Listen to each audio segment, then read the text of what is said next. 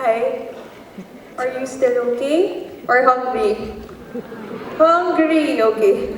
So, my speech will be quick. I'll start now. Good morning, everyone. We're gathered here this morning because we all did something incredible. Not only is this a gathering of achievement, but also a gathering that exhibits great passion and love. So, let's take our time to look around the room. And I hope you realize that you're looking at someone, a person, who loves psychology so much. And they went to great lengths to pursue it. And beside them, around the room, are the people who endlessly supported them. So I remember the first time that the idea of becoming a psychologist entered by being or occurred to me. So even though I still didn't know that there was such a profession or what you call people who do that, so I was 11 years old at that time, and my family visited an orphanage for children with special needs. It was in Tagaytay. So I had no idea what a special child was like. I remember being tired from traveling, but also very puzzled. I had several questions in my mind like, why are they special? And who decides if you're a special child or not? And how does one become special? Even if it happened years ago, I can still remember the faces when I closed my eyes. So they were from different ages, some were old, some were really young. Some were in wheelchairs, so others cannot even speak. They could only make sounds to express their emotions. The child I remember the most, his name is Dino. I remember him because he was the most eager one to approach us. So he even grabbed my sister and made her cry because she was so scared. She was just 6 years old at that time.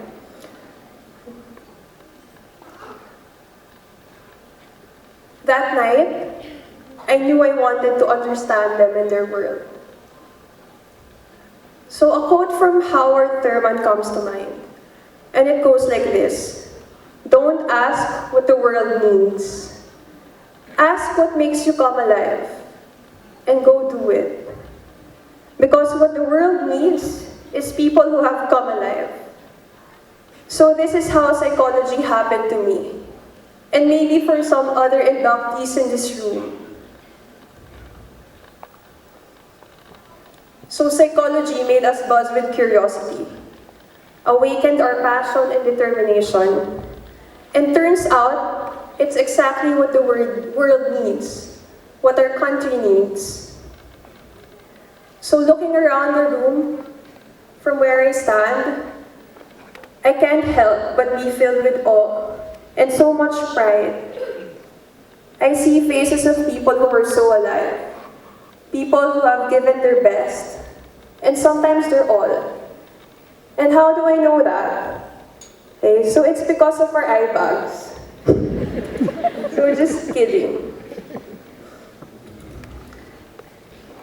So kidding aside, this oath-taking is not just a celebration of how well we know our theories, but also of how deeply we have loved our profession. Our license and the pins on our chest that we will put later on symbolize this one great victory that will lead us to several other victories. But take note, not all our future victories will be as celebrated as this one. So in the future, our victories could come in more subtle forms, like seeing the flash of insight across our client's face during therapy, or stumbling across the perfect journal article, or meeting your deadlines for your assessment reports, or seeing that the significance level of your research is P less than 0.01.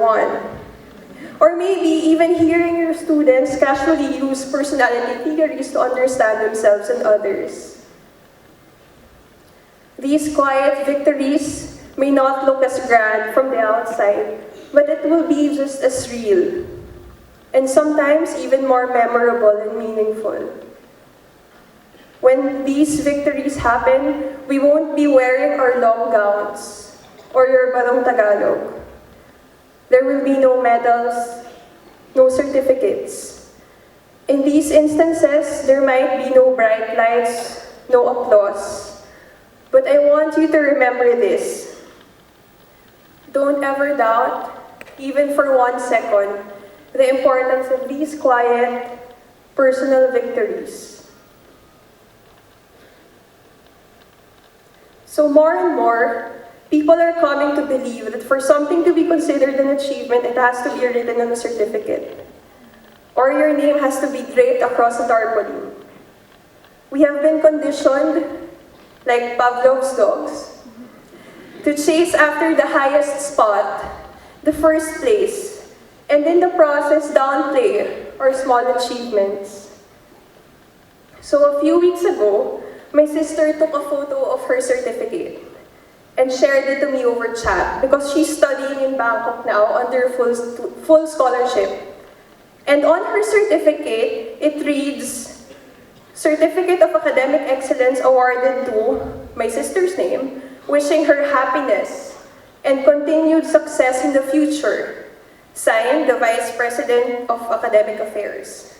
So how nice is that? A certificate wishing you happiness, right? Because here, what happens is we tend to value success more, and we place it before happiness, as if success is a prerequisite for happiness.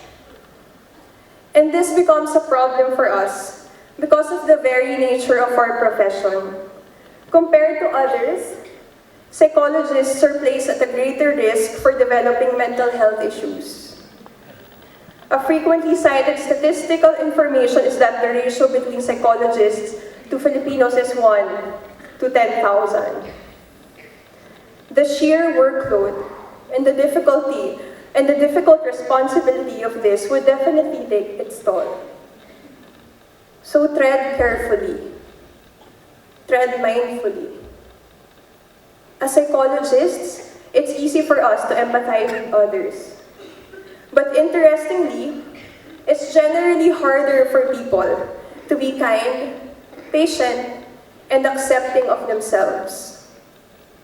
When the journey gets tough, and it will, I want you to remember this. Do not let your professional license as a psychologist or as a psychometrician make you forget that you have the license to be human. The license to feel sad, tired, irritated at your client, or to say, teka lang, pahinga lang muna. And allowing ourselves to feel these emotions doesn't revoke our right to say, okay, game na ulit. Kaya ko na ulit, bring it on. To mark the start of my review for the licensure examination, I wrote a quote on the wall of my bedroom to remind me why I'm doing this. The quote was from Rumi, who is a Persian poet and a Sufi mystic. And it goes like this. Let the beauty we love be what we do. So newly licensed psychometricians and psychologists of 2016, let the beauty of psychologists be what we make and share with the world. Congratulations to all of us. I wish us happiness. I wish us success. That's it.